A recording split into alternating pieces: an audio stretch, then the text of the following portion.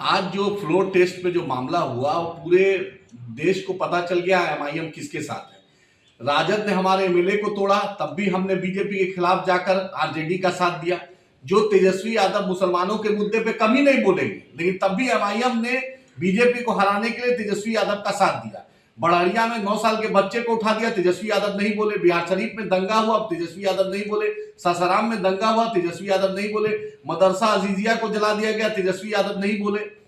आप mob lynching हुई, तेजस्वी यादव नहीं बोले। अररिया में एसएसबी ने उठा लिया, तेजस्वी यादव नहीं बोले। मुसलमानों के मुद्दे पर आज तक तेजस्वी यादव नहीं बोलते हैं, लेकिन मेरे एमएलए को भी इन्होंने तोड़ा, तब भी हमने बीजेपी को हराने के लिए साथ दिया। और हम पर बी टीम का इल्जाम लगता है।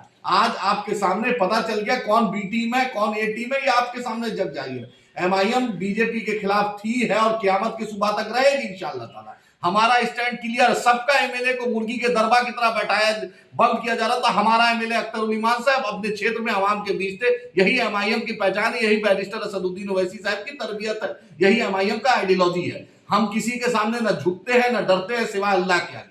आज मैं पूछना चाहता हूं, तेजस्वी यादव जिस A to Z की बात करते थे, आज A to Z कहां है?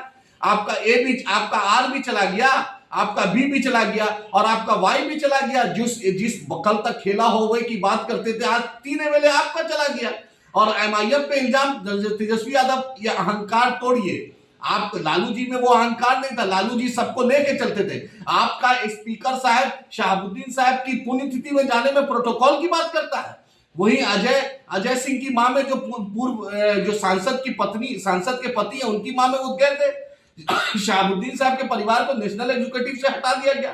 किसी एक मुसलमानों के मुद्दे पर तेजस्वी यादव नहीं बोलते। लालू जी का वक्त था तो तस्लीमुद्दीन साहब दिखते थे, शहाबुद्दीन साहब दिखते थे, अब्दुल गफूर साहब दिखते थे, लेकिन इनके वक्त में तो सिर्फ संजय यादव दिखते हैं, सिर्फ जगदा बाबू दिखते हैं, मनोज झा दिखते हैं। वक्त रहा तो मनोज झा भी उसके साथ वोट दे देते। ये परिस्थिति ऐसी नहीं बन रही है कि मनोज झा वोट नहीं दे रहे हैं। और संजय यादव, क्या बिहार में कोई यादव नहीं है जो आपके पास संजय यादव हरियाणा से लाना पड़े? आप बताइए, आप दिख गया ना आपके सामने कि क्या स्टैंड है, किसका क्या है। एमआईएम डंके की चोट पे अपने आइडियोलॉजी के साथ है। मैं बिहार के मुसलमानों को, मजलूमों को, सीमांचल के लोगों को बोलना चाहता हूं, आज आपने देख लिया कि एमआईएम का क्या स्टैंड है। हमारे खंजर भी घोंपा गया, हमारे साथ ज्यादती भी हुई, तब भी बीजेपी के खिलाफ हम रहते हैं, क्योंकि हमारा आइडियोलॉजी क्लियर है। हम डर की राजनीति नहीं करते, हम इंसाफ की बात करते हैं। हम सीमांचल की लड़ाई लड़ते हैं, हम मजलूमों की लड़ाई लड़ते हैं, हम दलित, पिछड़ा, शोषित सबकी लड़ाई करते हैं। आज आपने देखा अख्तरुल इमान साहब किस हिम्मत से बीजेपी के खिलाफ, उन्होंने सरकार के खिलाफ वोट दिया, अविश्वास प्रस्ताव में सरकार के खिलाफ वोट दिया और दिखलाया कि एमआईएम का क्या स्टैंड है। कल जो बी टीम बोलते थे, उनके सूरज पे थूक पेटने से मुंह पर थूक पड़ता है। उनको पता चलना चाहिए कि बैरिस्टर असदुद्दीन ओवैसी साहब का जो शागिर्द है वो कभी झुकता नहीं है, कभी डरता नहीं, अपने स्टैंड पे क्लियर रहता है। आज उम्मीद है कि आपको आज एमआईएम के स्टैंड से पता चला होगा कि हम किसके साथ हैं, और आने वाला भविष्य एमआईएम को मजबूत कीजिए। सीमांचल की लड़ाई में हमारा साथ दीजिए। बैरिस्टर असदुद्दीन ओवैसी साहब, अकबर साहब, अख्तरुल इमान साहब को मजबूत करके सीमांचल ही नहीं, बिहार में एक मुसलमानों मजलूमों की एक बेबाक आवाज को ताकत दीजिए। शुक्रिया।